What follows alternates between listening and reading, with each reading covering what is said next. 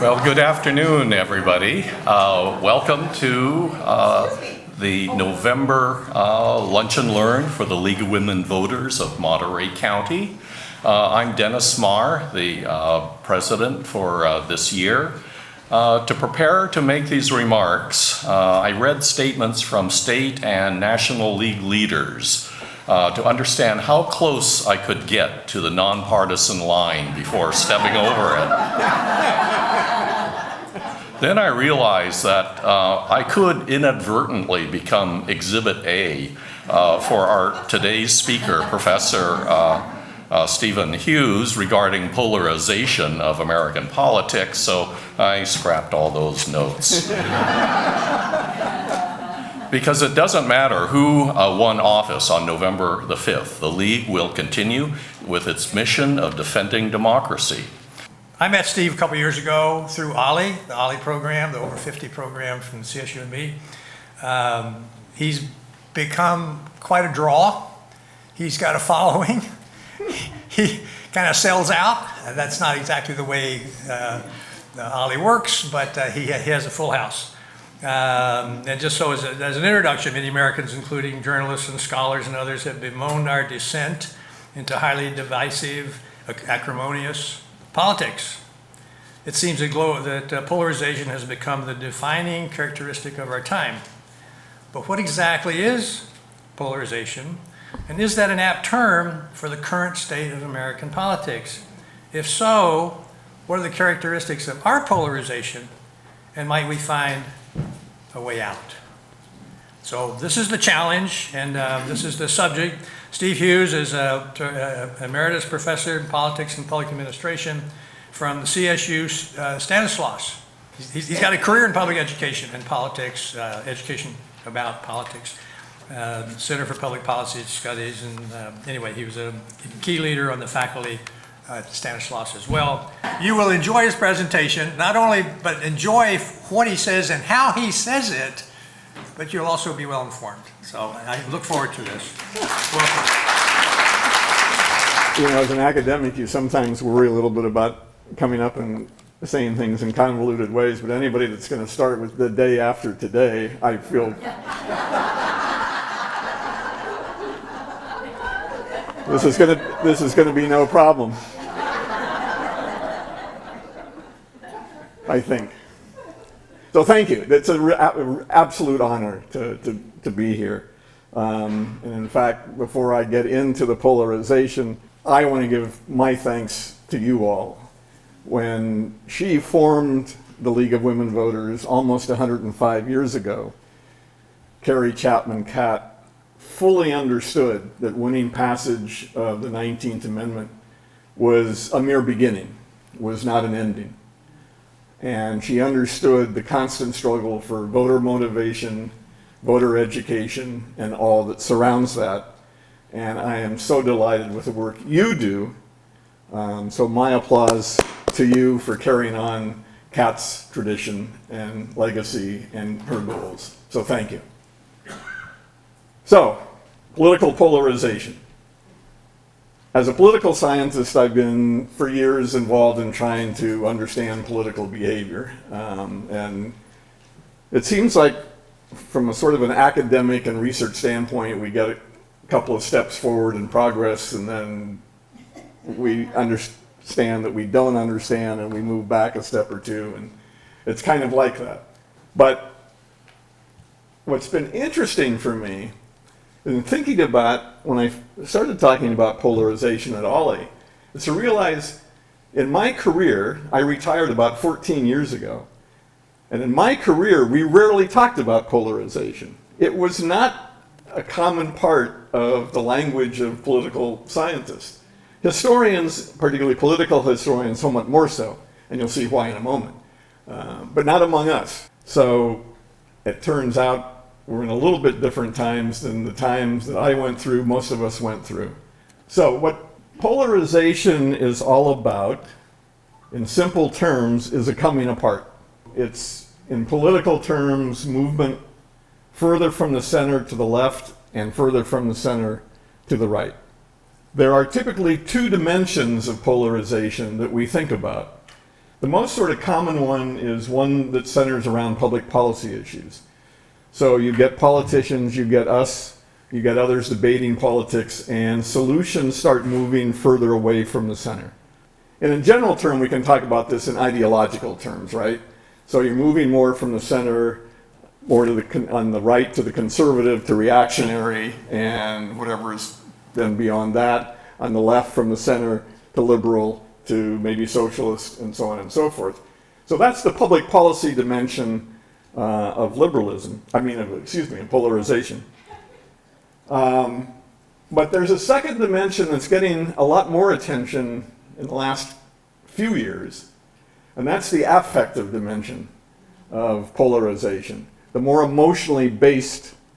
But we can also think of that in terms of moving apart too. We get less friendly, we talk to people a little bit less who don't agree with us, and then finally we move out to levels of anger and dislike and downright hatred. So when we think of polarization, and as I move forward and talk about it, think about it existing sort of at those two levels, not necessarily simultaneously.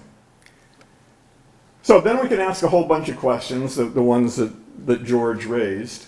And the one I'm going to start with first is this a really, truly unusual time in American history? Because again, what we're used to is a quieter, less raucous, less acrimonious, and definitely less polarized politics. That's what we all grew up with. So is that the norm in the weird time? And it turns out that what's weird is the non-polarized time. Between September 1787 and August 1788, as you may recall, we had this, I know I wasn't there either, but my grandkids think I was. So we had this thing called the Constitution. It was written, it was to be ratified, and we got into a debate, and it was sort of instant polarization. We divided into Federalist and Anti-Federalist. And we got to the point where we were just absolutely, people then were absolutely yelling at each other. And there was the ideological / policy debate about the terms of the Constitution, with the Federalists, of course, wanting a stronger central government. We, at that point in time, were under something called the Articles of Confederation. There were many who thought the Articles were failing, and America was just going to fall apart. And we needed to do something to bring us back together. Pretty much each of the states had their own currency. Economic issues were just impossible. There was no president at that time. The national government was a Congress, which met very irregularly. And when it did meet, typically didn't get a quorum, because everything was centered around the states, and so why bother going off to Philadelphia and so forth. So that didn't happen, and then we were a laughingstock around the world, because with no commander-in-chief, no real military to speak of, and a lot of people felt, that's not a healthy way to stay alive as a nation. So that's the Federalist position. The Anti-Federalist position was, we're really happy with the power being in the states, and we kind of like the idea that there isn't that much of a central government. There were originally some in the sort of Anti-Federalist camp that were willing to say, we'll make a few modifications here and there, and then we can move forward. And the Federalists basically said, no, this is the Constitution, and so you've got to have it. The other thing that happened during this period of time is that almost all of the newspapers, particularly those of any significant circulation, became either adamantly Federalist or vociferously Anti-Federalist, and they fueled the affective polarization, absolutely fueled it. So if it was a Federalist writing about some Anti-Federalist that was out there, a John Jay, say, for instance, then they would talk about that person in the most scurrilous terms. And they would invent stuff. Surprise, right, I know. We have a long history of that, too. So there was massive misinformation on both sides, leading to the point where the anger occasionally would erupt the scene being depicted here was actually initially a march by Federalists. Off to the wings, there were a couple of groups of anti-Federalists. They moved in and attacked the Federalists, and you ended up with this huge brawl. This was in July 13, 1788. So, right out of the gate, polarization of a very acrimonious and even violent period. Ultimately, the country would hang together in a great deal because of George Washington. And things started working, and some of this subsided for a while until we got to a point where a whole nother issue became the central issue of American politics and absolutely divided us into the worst, most violent, most devastating period of polarization we have ever experienced. And that was the growing debate over slavery. Joanne Freeman is a professor of history, and she wrote a very interesting book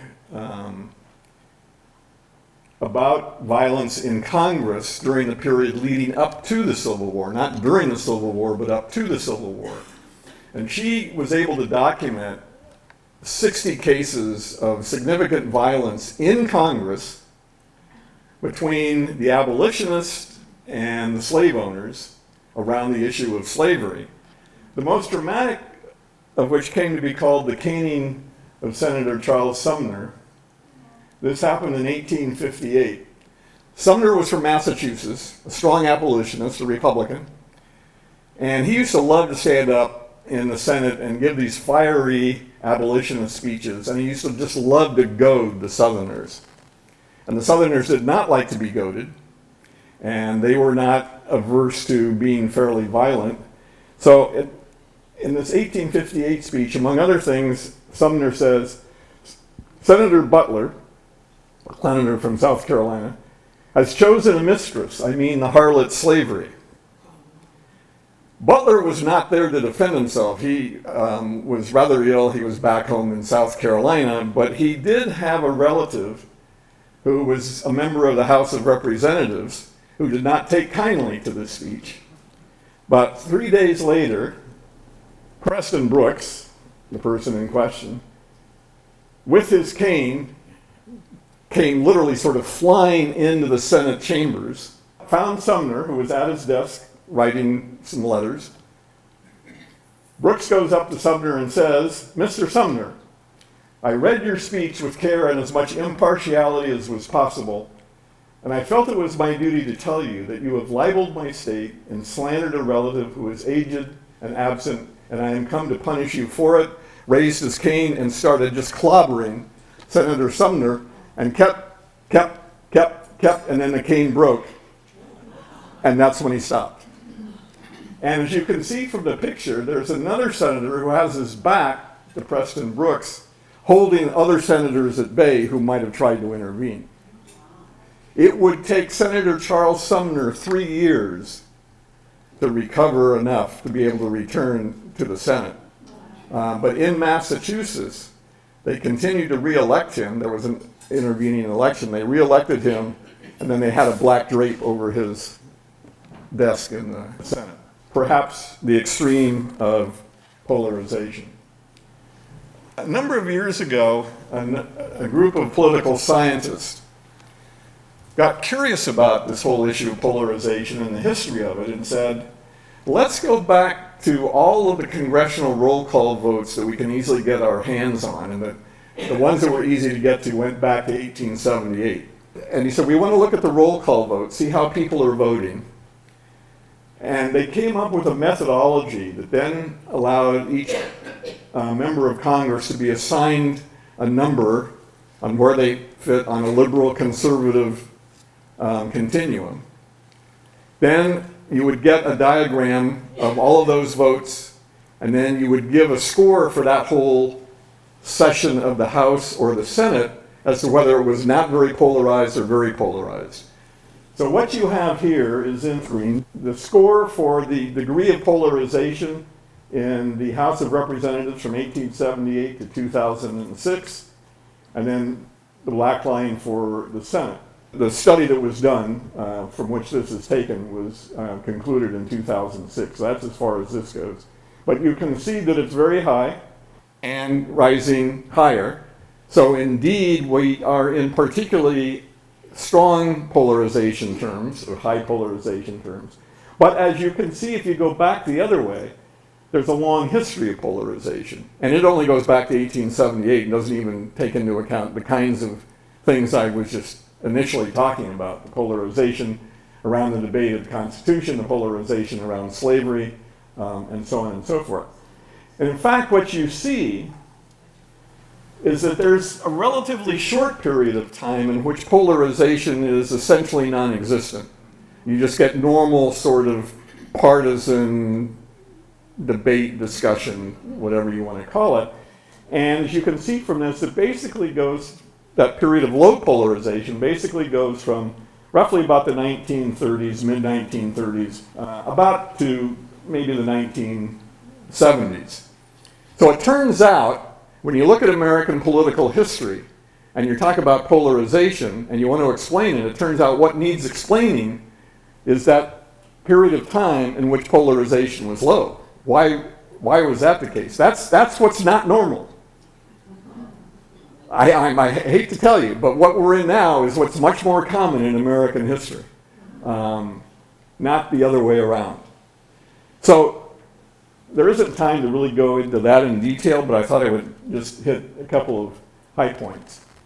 So the key to that low polarization was a number of factors. One of the big factors was Franklin Roosevelt, for two reasons. Perhaps first and foremost because he was brilliant at knowing that American people needed to hear some nice, kind, consoling words because we were in a Great Depression. And it was rough times. And Roosevelt understood that. And Roosevelt understood there was a great deal of fear and anger and insecurity out there. And so every single radio station that he could find that had a national audience, he got in touch with the owners, got the microphones, and you know the famous fireside chats and so on and so forth of Roosevelt. The second part of Roosevelt was that he and his administration were particularly effective at dealing with problems. They identified problems, they moved quickly, they moved broadly, and with a reasonable amount of success. So there is that. The backdrop is initially the Great Depression, which was exactly that, but it was so widespread and so devastating that it actually brought people together. If they had a leader to help bring them together, and we did at that period of time. Then along comes World War II, a very rough period of time, but if anything, bringing the American people even closer together. So these are the factors that really stand out to me in terms of helping to explain why such little polarization during that time period. There is another side to that story, however, and that's the issue of civil rights, and particularly of rights for Black Americans. What the photograph is showing you there is a march initially organized by the NAACP calling on the government to enact an anti-lynching law, which you'd think would be, right, right? I mean, who's not against lynching? Well, it turns out a lot of people. And so it was hard to get passage. There was a bill that was starting to work its way through Congress. Eleanor Roosevelt had been working very diligently with the NAACP to push that bill. What they finally all realized was we can't get this bill through Congress unless we have the very strong backing of the president. So Eleanor went to the president and said, you've got to come out in favor of this bill. I mean, we need this bill. We've got to have an anti-lynching law at the very least. And Roosevelt said the following: if I come out for the anti-lynching bill now, Southern Democrats will block every bill I ask Congress to pass to keep America from collapsing. I just can't take the risk. So the other side of the coin, and why low polarization, was because blacks were sold out.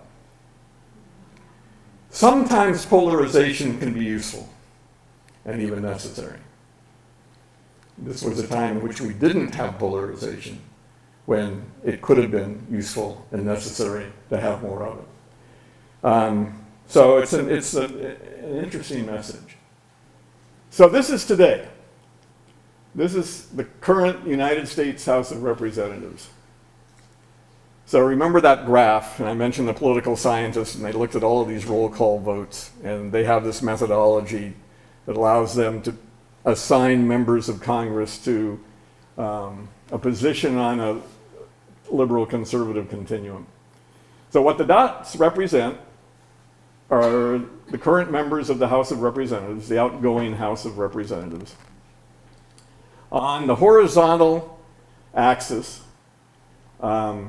the issues that are being aligned there all have to do with economic issues, or the votes that are aligned there all have to do with economic issues, whether it's tax policies, income redistribution policies, Medicare policies, all that kind of stuff is along that line.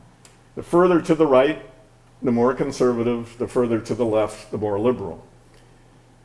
The vertical dimension it just refers to as other votes. It's mostly on social issues. On that particular scale, the higher up the assignment goes, the more conservative, down at the bottom, the more liberal. So if you're way over in that corner, by Barbara Lee or further on, would be the most liberal you could get, the most conservative. It would be up here roughly with about McCormick of Georgia. So a couple of things you can see about this. The first thing that you really notice is all that empty space in the middle. That would be bipartisanship. That would be the absence of polarization. And you don't see much of it there.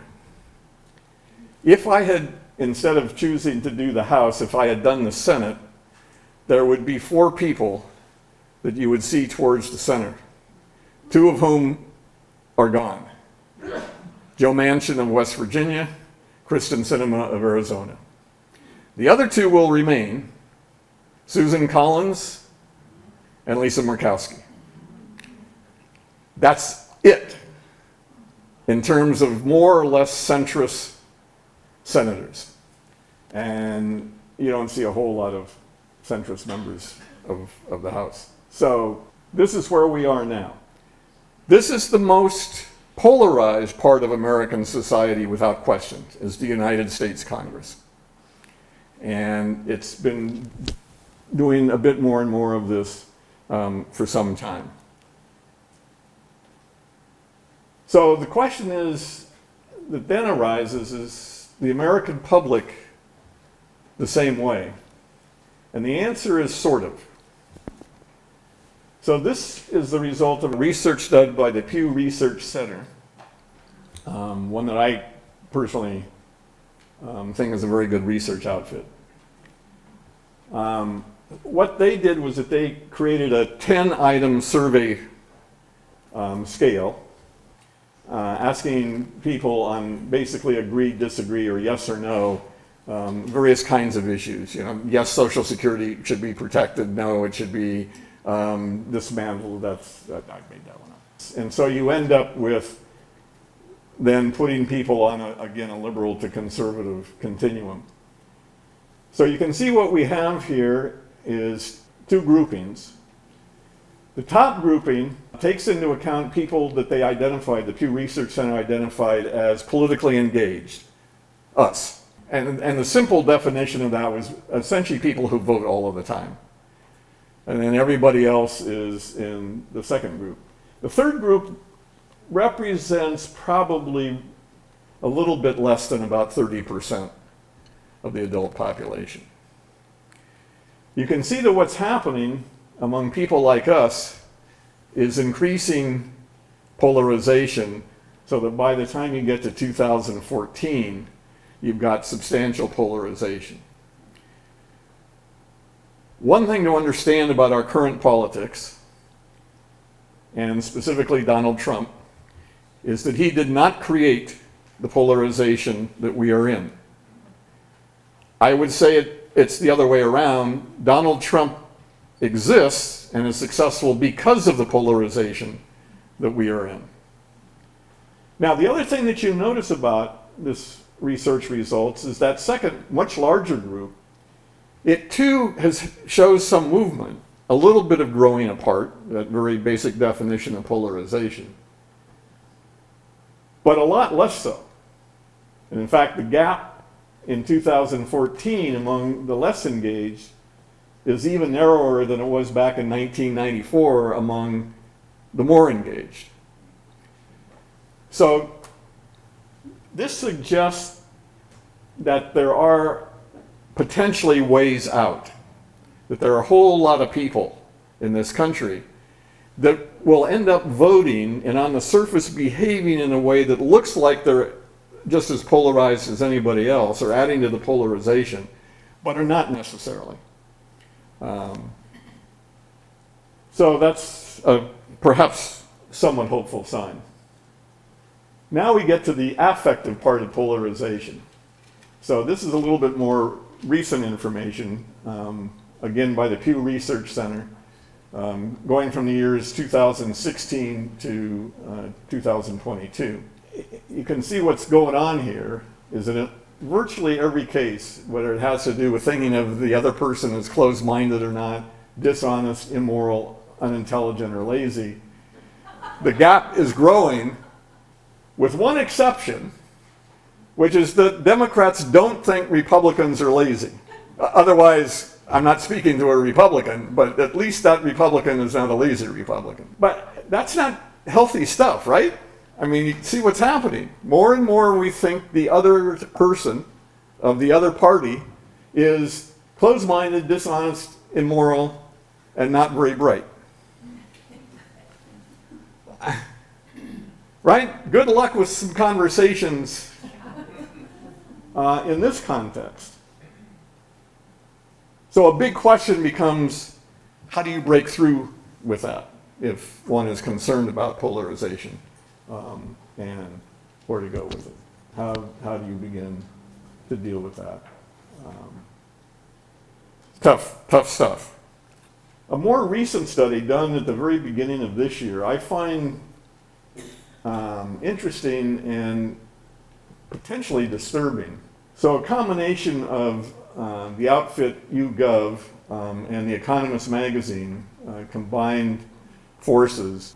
They did some focus groups on trying to identify some phrases that might capture how people sort of succinctly summarize their view of the world.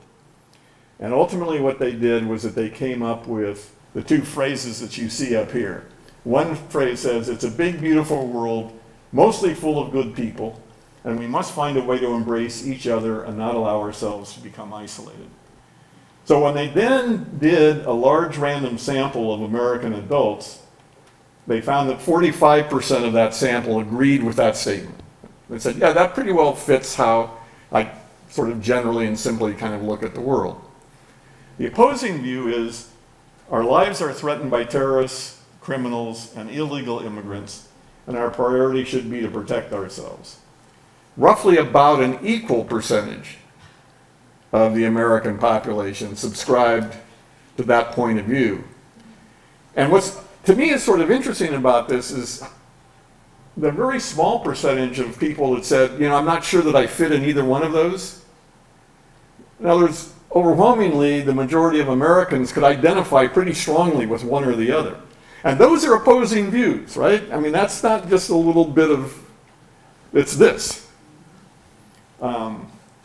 So it's possible that what has happened is we have developed some very different worldviews for any number of reasons, at least among the politically engaged.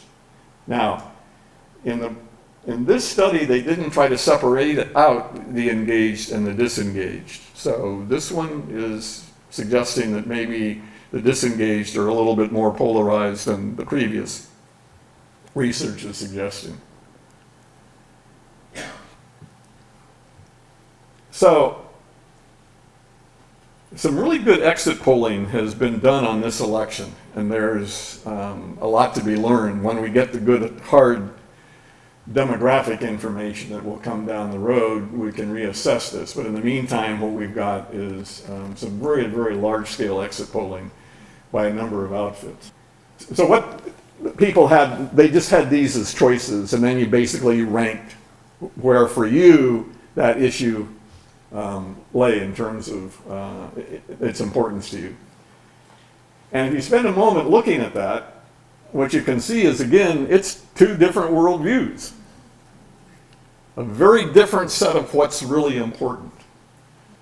And some things that presumably, for instance, Democrats said that they understood, but in point of fact, probably did not.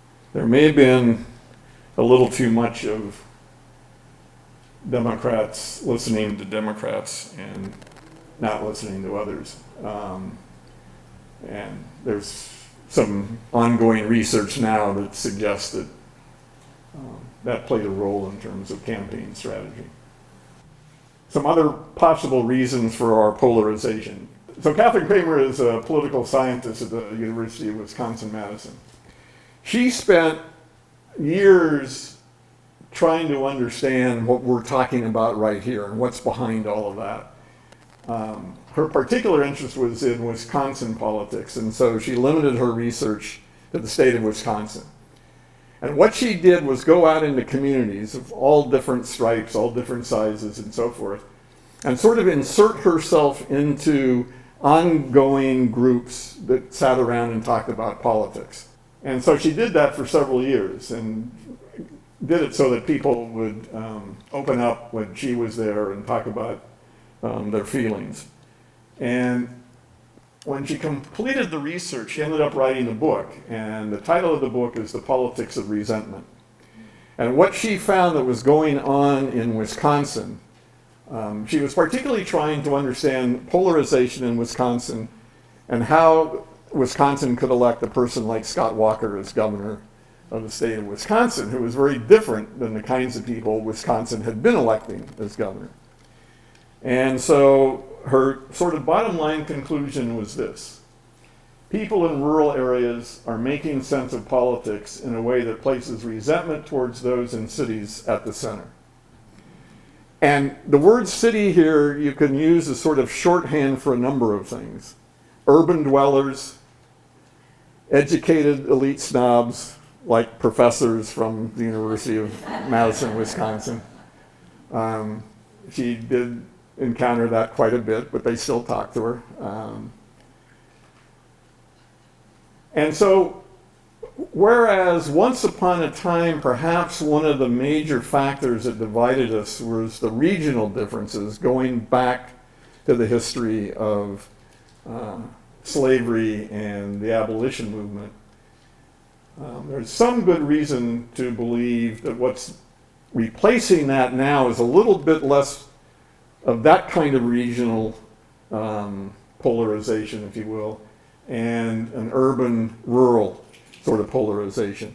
If you pull up a map of the current election or of the previous presidential election or the ones before that, and a map that nicely shows which candidate that state voted for, you get blue on the West Coast, blue on from about Maryland north on the East Coast, a couple of little splotches of blue in the center, and this massive red in the center. Somewhat reinforcing her point of view. Since her book came out, there's been some additional political science research that's been done that's gone out and asked people in rural areas and give them statements: do you agree with this or not? We feel we're not getting our fair share of resources. Urban people look down on us, educated people look down on us, and so forth.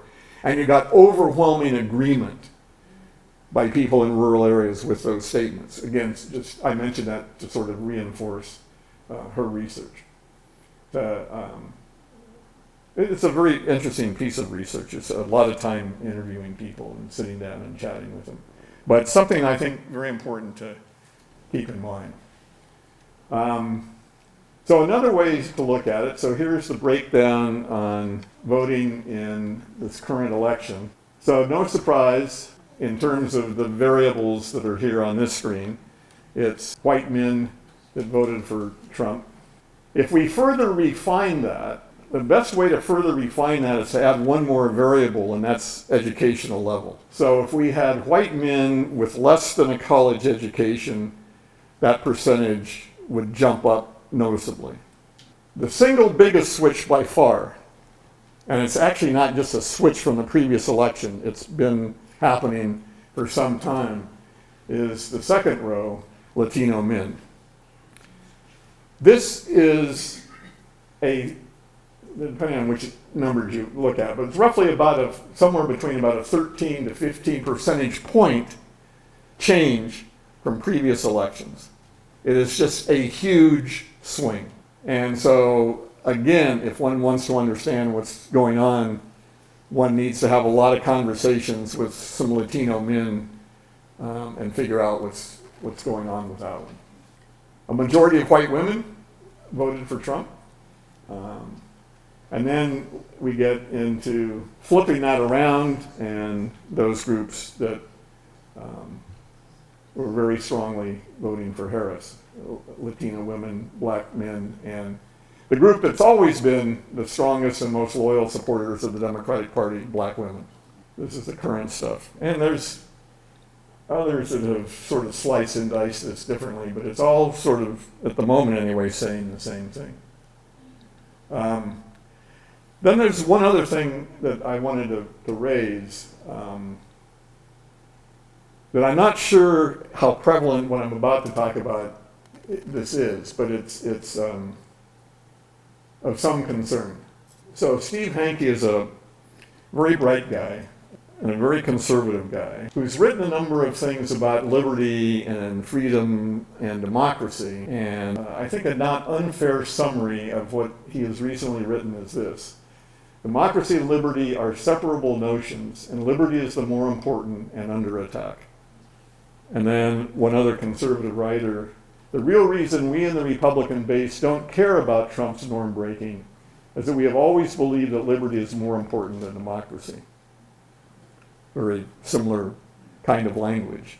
So a question arises in my mind: is this yet another dimension of some change in the political culture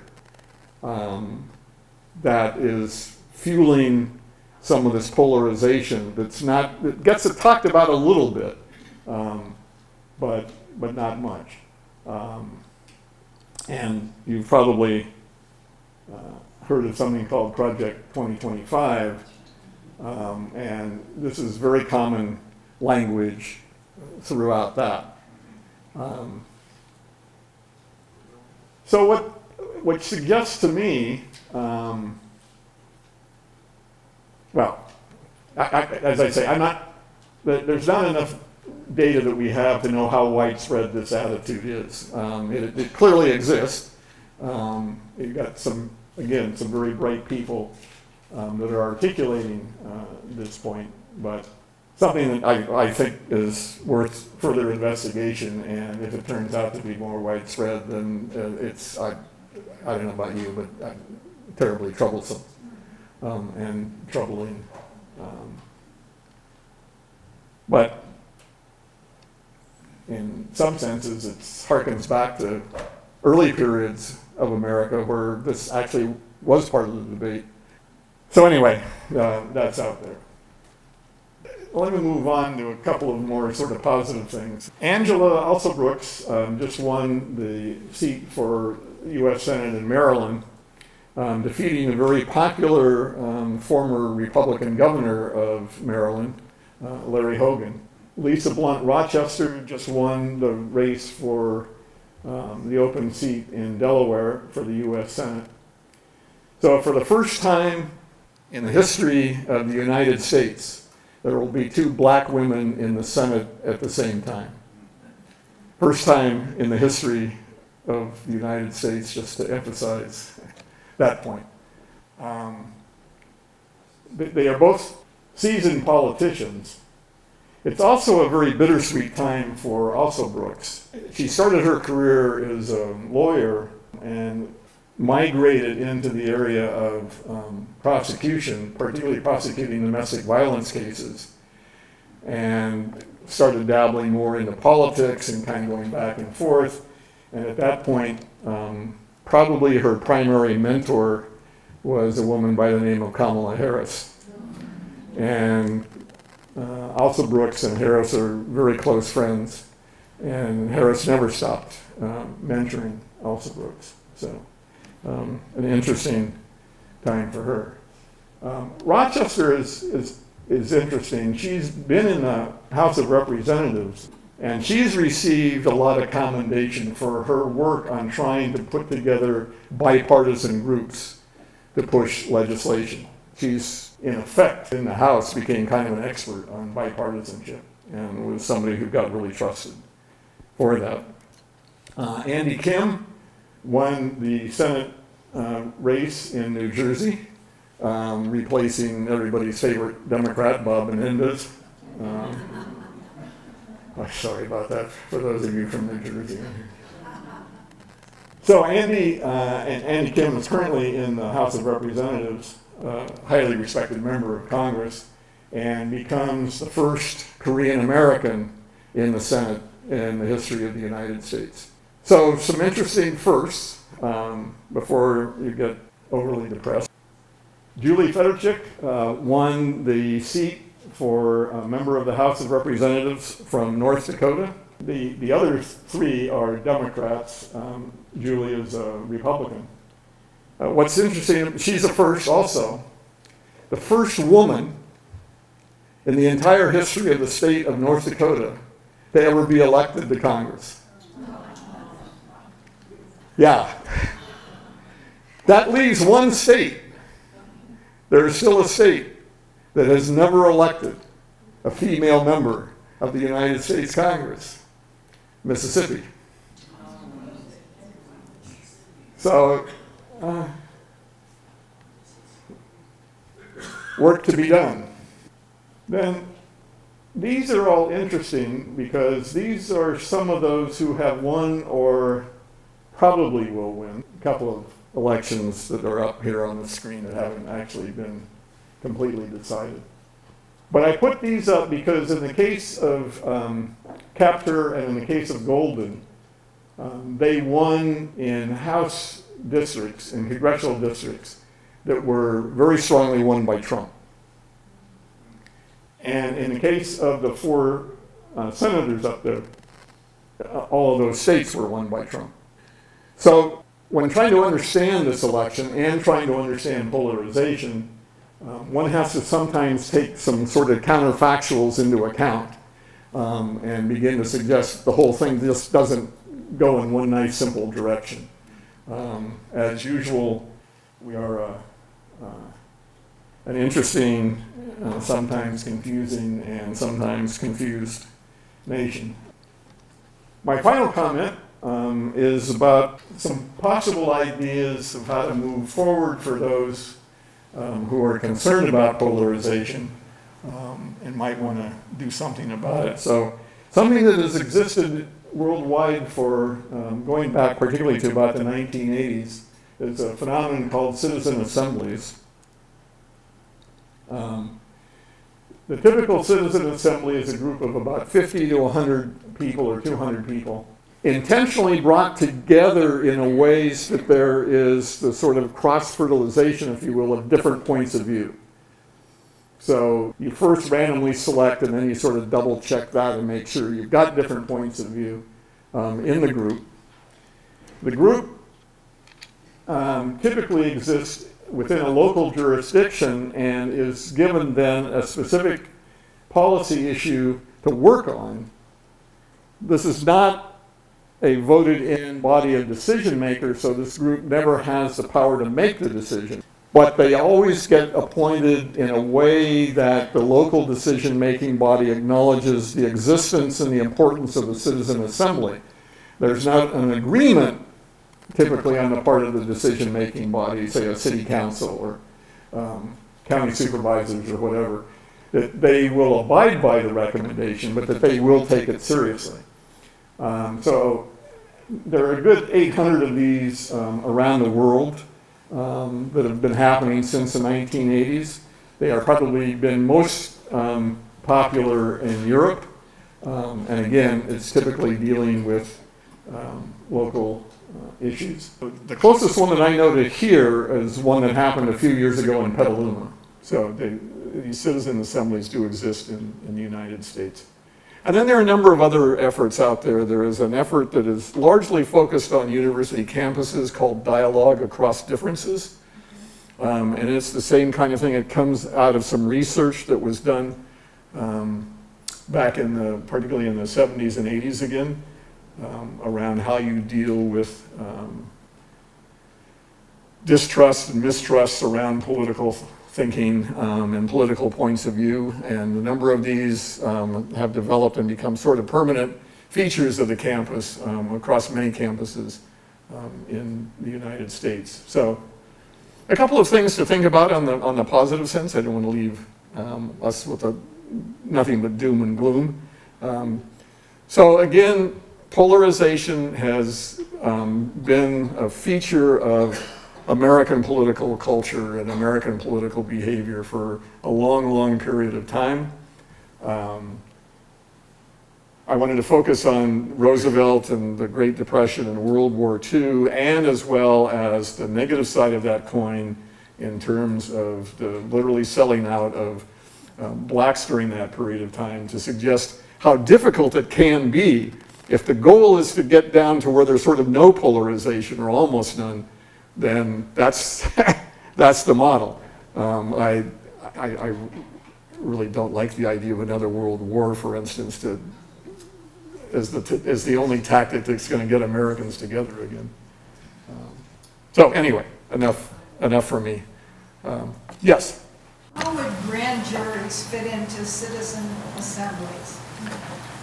Yeah, good question. I mean, it's grand juries are sort of fact-finding bodies, and it deals specifically, of course, within the judicial system, whereas this is dealing really with the legislative component of the political system. And this one is not just about fact-finding, that's a key part of it, but it's really about deliberating solutions to whatever the problem might be that gets assigned to the assembly. Just one point of interest and one question. We have a local Brave Angels group, which is also trying to deal with polarization. There's also several other online that other kinds of organizations I can share. Yeah, good. Yeah, good. Yeah. There's lots of yes. Very my good. question is, and maybe this is a dumb question, but what's the difference between freedom and liberty? Largely, it means the same thing to people. The question that I would have is, so how these people like Steve Hanke, how in the long run can you maximize liberty or freedom without democracy? Because that's what they're doing, right? They're pitting it against it. Now, he's not saying no democracy, but he is saying that if you have to focus on one or the other, it's liberty. And then the next question is, well, okay, Steve, whose liberty to do what? And that's wherein we get it. Now, the initial response is going to go back to the protection of property, because that's the one that a lot would argue has been under assault by an increasingly sizable government. And there are certainly a whole series of legitimate issues around that, and issues that always have to be debated. You know, what is the proper size of government? How regulatory should the government be? And that should be debated. That's right at the core of political debate, right? But at some point, the idea that you sort of flip it all and democracy becomes the secondary concern is what, to me anyway, as a political scientist, is troubling. Yeah. My question relates to the same issue. How can the dichotomy of liberty versus democracy, and liberty being the conservative perspective, how is that reconciled with their anti-abortion position? Right, so it goes back to what I just said. Whose liberty for whose purposes are we talking about? Exactly. Yeah. Well, I mean, so I don't, but you knew I didn't have the answer for that one. Yeah, yes. Yeah, I was wondering about the effect of social media and kind of relatedly also political actors being able to use social media as an amplifier of polarization. Going through this, putting that together, the slideshow together, I had to eliminate some, it was long enough as it was, right? But you're absolutely right on. So the reason for sticking in the thing about the newspapers during the Federalist, Anti-Federalist was to sort of suggest, yes, and I think it's a huge issue. And what you get is, and you increasingly get people who live in their own, the proper phrase now is media bubbles, right? And don't listen to anything except the ones that they like. And so you can create a reality. I mean, it is very, I don't know if any of you have been to, like, say, a Trump rally. It's it's quite a phenomenon. I mean, they're a cross between a county fair, a music festival, a swap meet, and then sort of down the road is a political rally.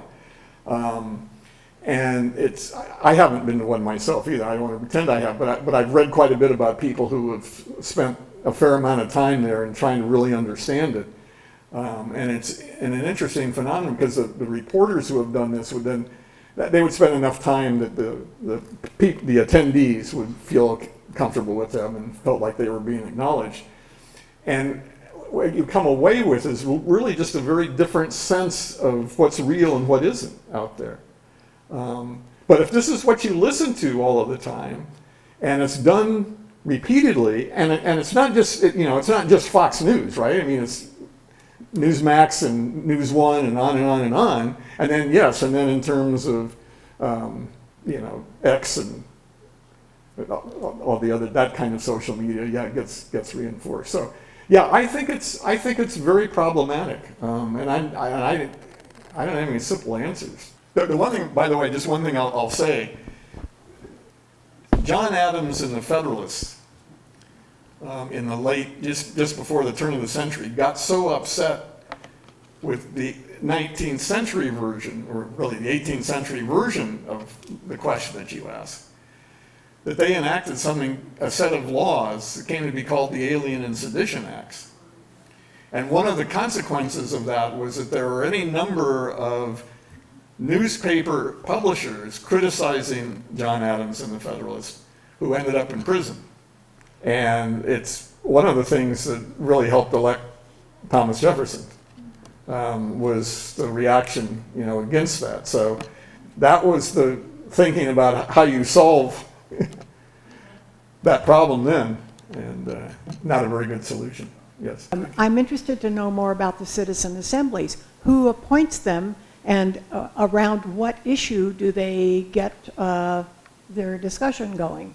And then what happens? There's a variety of ways that happens. The most common way is that the equivalent of a city council has just simply decided that we're having a hard time resolving issues ourselves, and exactly and that's a very common one. Transportation and housing, transportation and housing in the European environment have been the most common ones.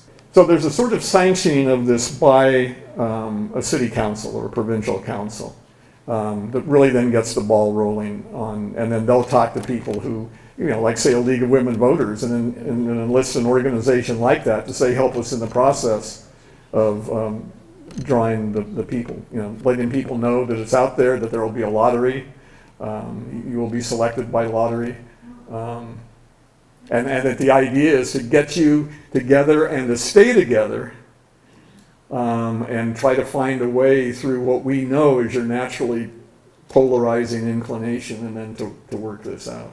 And there's I don't want to overdo it. 800 over a 40-year period or something around a whole bunch of different is not a lot. And it's not like in every single case of those that did happen, that the assembly recommendation got accepted. But there are a lot of countries that, though they haven't done it a ton of times, have returned to it. So suggesting some inclination to want to do that. Yes. These two things may not be related, but I think it's an interesting thing that as we're increasing in polarization, at the same time, the Overton scale is moving to the right. The what scale? The scale, like, you know, the political spectrum, like how far generally are we left or right? Okay, gotcha. Like, so the left is moving more right, the right is moving even further right. Okay, go ahead. How is that happening at the same time, I guess? Like, if the left is generally coming closer to where the right used to be. So I would dispute that. Okay. I'm curious. Yeah. So if you can think back to those diagrams that were there on not the maps of Congress, but of the people, but if you got close to them and really studied it, you would know one thing, which is that the conservatives have moved more right than the liberals have moved left. So that part is, the evidence is clearly there. Now, to suggest that the liberals have sort of moved right, I don't think there's much evidence for that from this research. There may be some anecdotal stuff that we could talk about that would suggest that possibility. But I think more what has happened is if you will, the right moving further, more to the right than the left has moved to the left. And there are plenty of those on the left in the Democratic Party that would say that's part of the big problem with the Democrats. I mean, that's what Bernie Sanders is saying, right? And AOC is saying, on and on and on, that the Democrats have kind of abandoned a little bit of some of that. But anyway, there's going to be some ferocious internal Democratic debates, right? I mean, there already are, and it's not going to get any nicer for a while, at least not at the national level. I'm going to go back to the discussion regarding Professor Hankey's Yes. study. So, and there were learned Republicans that we're talking about who are saying, let's have more freedom and liberty. And what is the explanation for them choosing a leader who represents a more authoritarian government and less freedom? That's when you go back to his question here about the media and its impact. Because if you pay attention to that media, it sort of gets explained how that works out. It's an explanation I have difficulty with, but it sort of, so what you're doing is that you blame the lack of freedom on all of this crazy liberal, intellectual, bureaucratic, with particularly emphasizing the bureaucratic part of all of this. And if you can blow that up, then you can actually get more democracy and more liberty.